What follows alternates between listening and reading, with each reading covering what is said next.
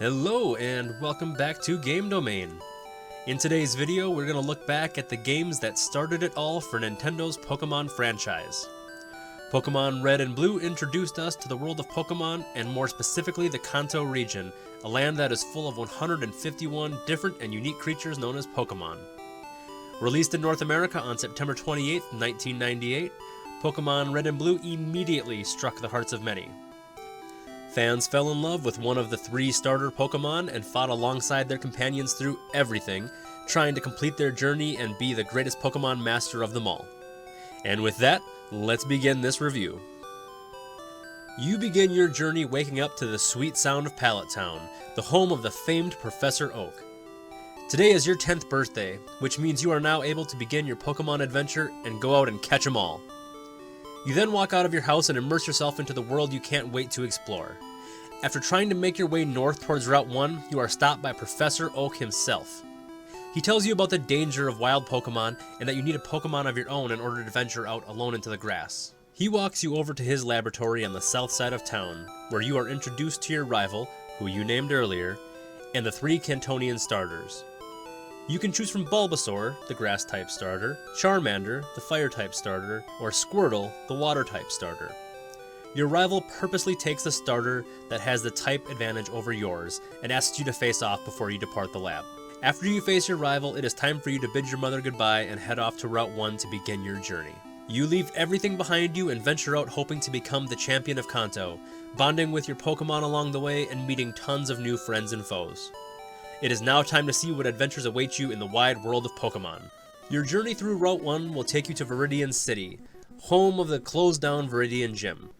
You will be introduced to the Pokémon Center, where you meet Nurse Joy, who can heal your Pokémon at any time, and the Pokémart, where you can stock up on Pokéballs and healing items to treat your Pokémon.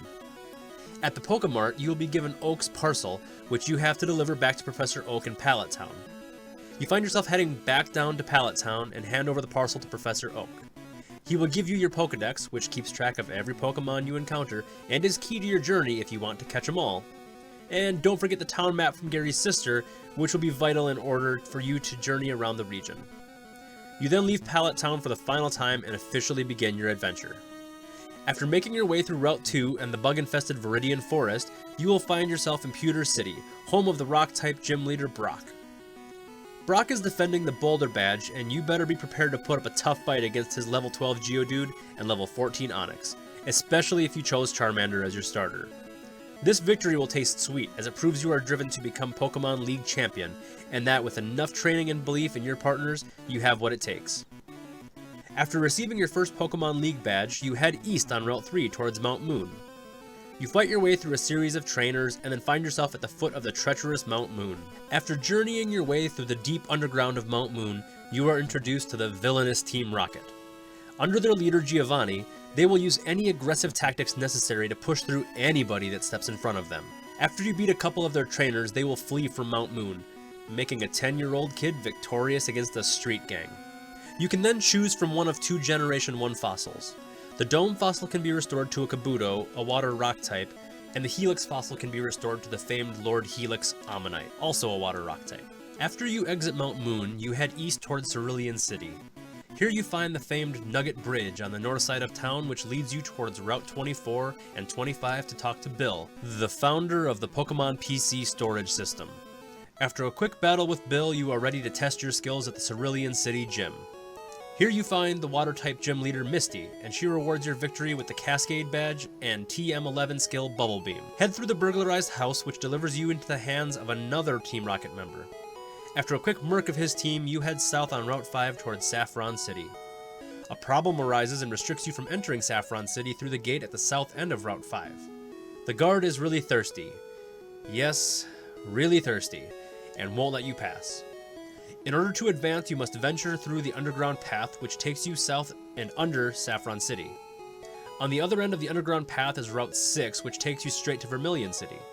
The gym is blocked by a tree, which you can only take down with the HM skill Cut. In order to get Cut, you need to venture onto the SS Anne at the south port of the town. After exploring the ship for different items and trainer battles, you have to rub the captain's back and he will hand you the HM01 skill for Cut. Upon your return to Vermilion City, you can now challenge the strong electric-type gym leader, Lieutenant Surge. After you decharge his party, he gives you the Thunder Badge and TM24 Thunderbolt. You then head off with your shiny new gym badge on Route 11 towards the esteemed Lavender Town, but there is something stopping you. Something big and round and tired. A sleeping Snorlax? You have to find yourself another way to get through. Make your way back over to Diglett's Cave, and on the other side you will come back up to Route 2. You arrive in an area that was previously inaccessible, but you can now cut down trees. You then return to Pewter City, and then back to Cerulean City. Head back through the burglarized house and use Cut to access Route 9 to the east. At the end of Route 9, you will have to go through probably one of the most painful places in Pokemon, the Rock Tunnel. Make sure you pick up the HM05 for Flash, which is back in the Route 2 Gate Tunnel. Without Flash, the Rock Tunnel basically just turns your screen black beside your character, causing 99.9% of fans to look up a tutorial. The Rock Tunnel will take you to Route 10, which is just a small little path that leads south to Lavender Town.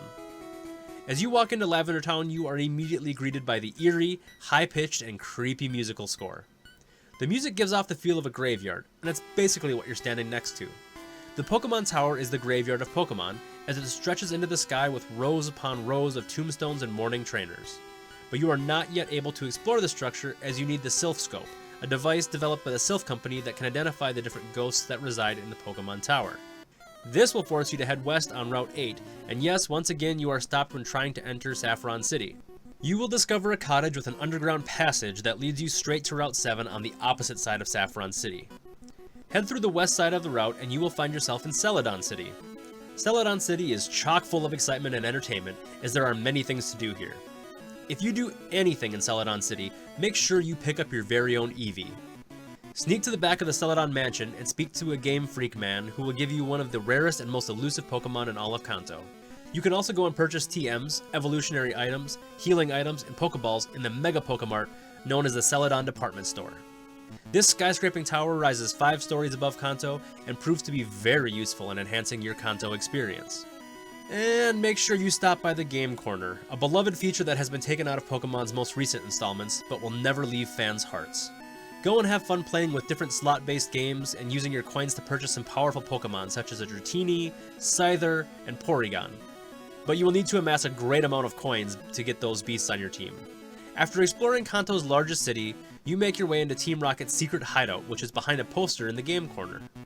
You will be completing a series of exhausting puzzles, all the while sweeping away every Team Rocket grunt in your path.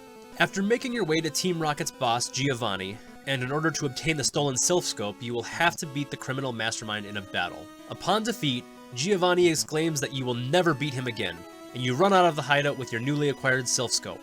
Before heading back to the Pokemon Tower, you have to take on the Celadon City Gym, home to the Grass-type Pokemon wielder Erica. Your victory will be commended with the Rainbow Badge, and then you are back on the road towards Lavender Town to take on the ghost-infested Pokemon Tower. You will make your way to the top of the tower using the Silph Scope to identify and dissipate the ghosts that come across your path. You are then confronted by the ghosts of a Marowak, Cubone's mother, and you have to defeat it and make your way to Mr. Fuji at the tower's peak. You will have to best your rival in another duel, and then a couple of measly Team Rocket grunts. Finally, you reach Mr. Fuji, and he awards you with the Poké-Flute, which you can play to awake the slumbering Snorlax blocking your path on Route 11. But next you will make the long-awaited entrance to Saffron City. Go to Celadon City and grab a soda in the department store and give it to the guard in the gatehouse. You enter into a city that has been completely taken over by Team Rocket. Before challenging Team Rocket at the Silph Company headquarter tower, you should probably go to the fighting dojo and grab yourself a nifty new partner. This non-required gym is not that difficult to get through, and after beating the Karate Master, you can choose one of the Kanto region's 2 rare fighting type beasts, the Offensive Specialist Hitmonlee or the Defensive Specialist Hitmonchan. Now it is time for your biggest test on your journey so far, taking back the Silph Company from Team Rocket. This building is full of Team Rocket grunts, items, and very annoying puzzles. Like, insanely annoying. After making your way through to the top, by most likely looking up an online tutorial once again, you will have to face off again against the evil and villainous Team Rocket boss Giovanni. Giovanni is defeated by a 10-year-old yet again, and leaves in another fit of rage. The president of the Silph Company is ecstatic about your work and rewards you with the Master Ball, the ultimate Pokeball developed by the Silph Company that is able to catch any Pokemon without failure. Make sure you save this prized item, as it will come in handy for a very special encounter in the deep depths of the Cerulean Cave during your post-game endeavors. Before leaving the building, don't forget to pick up a Lapras from a trainer on the 7th floor. After you make your descent back down to the bottom, it is time to face the Saffron City Gym. In this gym, you will be facing off against the Psychic-type gym leader, Sabrina, as you are looking for your 5th gym badge, the Marsh Badge. Now it is time to head back to Lavender Town, and then south onto Route 12. And now you can awaken Snorlax and catch him if you would like. And then you can continue your way along the bridge and fight various trainers as you head south. You cross through multiple different routes and finally end up in the small and isolated Fuchsia City. This town introduces you to the Safari Zone, where you can find many rare and high-level Pokémon. This is also where you can find the HM03 skill for Silph, a necessity to progress, but also a powerful move to have on your Water-type Pokémon. Now it is time to take on the Poison-type gym leader, Koga. Koga gives you the Soul Badge, as well as the TM6 skill, Toxic. Head south out of Fuchsia City and down to the water. Ride along west and you will reach the Seafoam Islands. Here you can find the Ice-type legendary Articuno. Articuno is catchable before the Pokemon League, but make sure you are stocked up on Ultra Balls. Keep going and you will reach Cinnabar Island, home of the Pokemon Mansion and the Kanto region's 7th gym. The gym is locked and you will need to venture into the Pokemon Mansion in order to find the key. After finding the key, you can enter the fiery Cinnabar Island Pokemon Gym, home to Blaine and his incinerating team.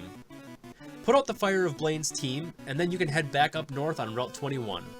You will find yourself surfing onto the shores of Pallet Town as you make your return home. Don't forget to show Professor Oak your Pokedex progress and go and say hi to Mom. Now it is time for your toughest challenge yet.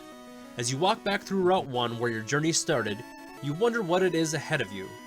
Viridian City looks just the same, except for one small difference. The Pokemon Gym is back open. Walk inside and you will find a very familiar face. The Viridian City gym leader is none other than Giovanni, the leader of the now dissected Team Rocket. Giovanni houses an array of ground-type Pokemon, and they are not weak. His team consists of Rhyhorn, Rhydon, Nidoqueen, Nidoking, and Dugtrio.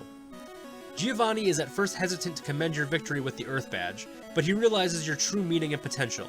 He tells you that you have changed his mind about Pokemon and that you deserve the badge, as you won it fair and square. Giovanni disappears from the gym and is never found again. Now it is off to the Pokemon League, where you take your 8 badges and test your might against the toughest trainers in all of Kanto. You are finally getting a chance at fulfilling your dream, and don't take it too lightly. Make your way west out of Viridian City on Route 22 towards the Indigo Plateau. On your way, you will fight against your rival for one final time. After you take down his team again, you can head into Victory Road. Make sure you compose your party of your best trained Pokemon, most likely the ones that you have spent your whole journey with. These are your friends. You've grown a bond towards this party of 6 through many different battles and quests, and it all comes down to this. It is time. Enter your final stretch towards greatness, as it is not far anymore. Victory Road is full of high-level Pokemon and tricky puzzles. This is also where you can catch the legendary bird Moltres, who is a fire-flying type. There are also plenty of trainers to face off against, so your Pokemon will be well prepared for the League. After many battles and steps, you will see an opening of sunlight beaming through into the cave. Walk out and you will be staring at the Indigo Plateau. Prepare yourself in the main building, making sure your Pokemon are fully healed and that you are stocked up on healing items, which you will most certainly need. Now walk through the doors as you have reached the summit of your journey. Your first opponent is the Elite Four member Lorelei, who specializes in Ice-type Pokemon. Make sure to use your Fighting-type and Fire-type Pokemon, as this battle will be a steamroll for them. After her defeat, Lorelei will open the door that brings you to your next challenge, the Fighting-type specialist Bruno. Bruno's Pokemon are very weak to Psychic types like Alakazam or Flying types like Pidgeot. After taking down Bruno's tough fighters, you can head into the third room, where you will run into the Ghost-type trainer Agatha. Agatha is difficult, especially if you don't have a Ghost type of your own to match her party. But after making her Ghost disappear, you can head into the fourth room, which houses the final member of the Elite Four, the Dragon-type Master Lance. Lance's team is weak to other Dragon types, which are hard to come by in Kanto, as well as Ice-type moves and Pokemon. His toughest Pokemon is his level 62 Dragonite, his primary partner. When you defeat Lance, you might think that you have just become the champion of Kanto, but don't get ahead of yourself. Lance tells you about a trainer that just defeated him, the new champion of Kanto. He shows you the way to the champion's room, and you are amazed at what you are seeing. The champion is none other than your rival. The kid who has been picking on you all your life, standing right in front of you as the most powerful trainer in all of Kanto. But this couldn't be right. This is your dream, and you want to be the champion. And now it's time. The ultimate challenge, the chance at becoming the most powerful master of them all. You talk to your rival and the battle ensues. He will have very high level Pokemon, with his starter being the highest at level 65. You are fighting to achieve your goal, and you finally realize the reason you are here. You remember all of the memories from along your journey, all the ups and downs, and most importantly, your Pokemon. Your friends. Here they are fighting tooth and nail for not themselves, but for you. Each one of your Pokemon looks back at you and shows a smile as they are ready to win. After you have defeated all 6 of your rivals' Pokemon, you have become the champion. Your dream has finally come true. Your rival stands there in shock as his rule as champion lasted just a few minutes. You are then greeted by Professor Oak, who takes you into the Hall of Fame. He registers you and your party into the historic books, the 10-year-old kid who took down a criminal organization and defied all the odds to become the best that ever was. The credits roll and the sweet ending theme plays, as your dream is now truly accomplished and your adventure has just come to a close. So now you're probably wondering what we thought of the games, and we're going to tell you what we liked and didn't like. What we liked. Pokemon Red and Blue introduced us to the world of Pokemon. Many people say that the games are unplayable and outdated, but they are an experience that every Pokemon fan should have a chance to take part in. The game was revolutionary for its time and changed many kids' lives, most of which are present-day adults. The 151 Pokemon are all fantastic, and except for a few lazy designs, we are going to give the Pokemon an A+. The story is very in-depth, but does lack some aspects that have been brought into the more recent Pokemon stories. The Giovanni storyline is very impactful for a Pokemon game. He is driven by evil, but then a 10-year-old kid has the power to change the way he thinks about Pokemon. His evil organization is dispersed, and he disappears, never to be found. So we give the story a B. The music that accompanies you throughout the game is incredible, and composed with such great precision and thought that goes into every note. There is not one bad track in this game, and every song can get stuck in your head. And with that, music gets an A+. Now, let's move on to what we didn't like. The game's graphics and gameplay is outdated, and there is no going around that. The game is still very enjoyable, but there is an endless amount of glitches that can be exploited with just the press of a few buttons. But, other than those few glitches and outdated graphics, the game is almost perfect. This game created everything that we love about these games, and for 21 years they have kept it going. So, our final rating of Pokemon Red and Blue is an 8.5 out of 10, making it a must-play experience for any fan of the wonderful world of Pokemon. Whew! That was a nostalgic journey for me. How about for all of you? All these years later, how do you remember the original Pokemon games? What stands out for you? What were you happy to forget? Let us know some of your favorite memories from Red and Blue in the comments below. As always, thanks for watching Game Domain.